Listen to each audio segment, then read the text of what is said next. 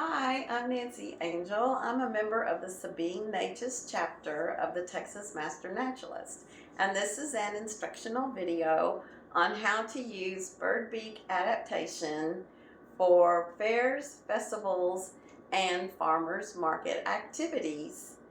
Our conservation message today is on balloons can hurt wildlife, and the activity is going to be bird beak adaptations. So I'll go through the materials that you need. One is a poster. I made this using the images off of Google Images. That was free because I wanted to use the birds from Southeast Texas that are native to our area.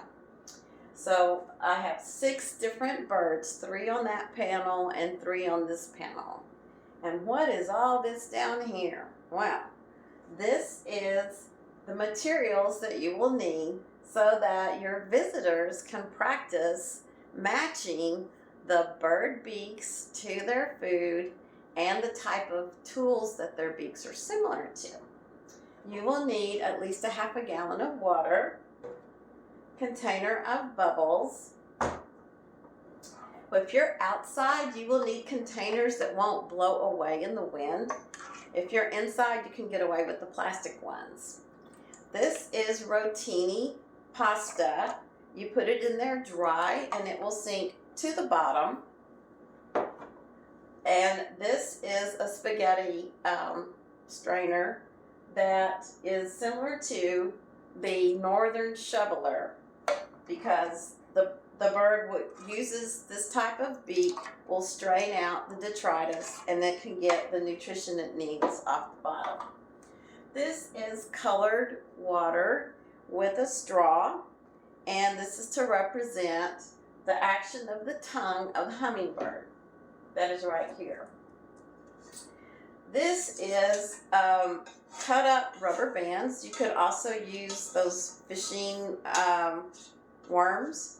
This is to represent worms, and as the kiddos and your visitors try to figure out, this is what the Wilson snipe is similar to.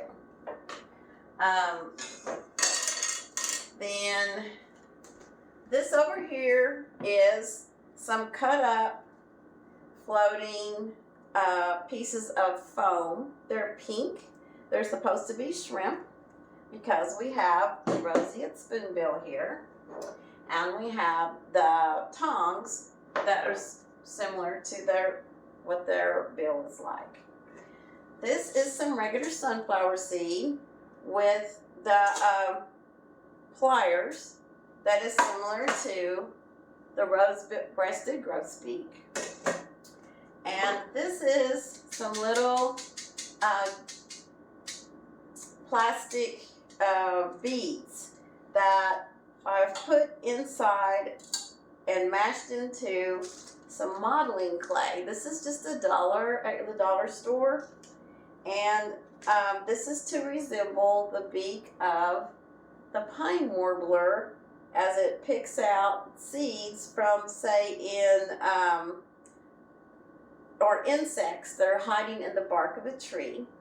So you put these beads in there ahead of time, mash them down, and you could make this even more if you think you're going to have a large group, and then cover it the night before. You can put it together and cover it with saran wrap, and it'll stay moist the next day. It will make your setup much easier. But the coup de grace to this activity is putting in these little balloons that look just like worms. So when you put them in there like this, we're going to let your visitors practice pulling up these different types of food with the beak, and then you could point out, oh look, wait, this bird accidentally swallowed a balloon, and that way we wouldn't want that to happen to birds, right? Because that would hurt it. And so we recommend that everyone should celebrate now use bubbles instead of balloons. And if you wanted to hand out some freebies, you can get these little small containers of bubbles with little small wands. They come in different colors. You can get like 144 for $15 or so off of Oriental Traders. So that is our bird beak activity, and we hope everyone gets the message out to people that balloons can hurt wildlife, and use bubbles instead. Thank you, Nancy.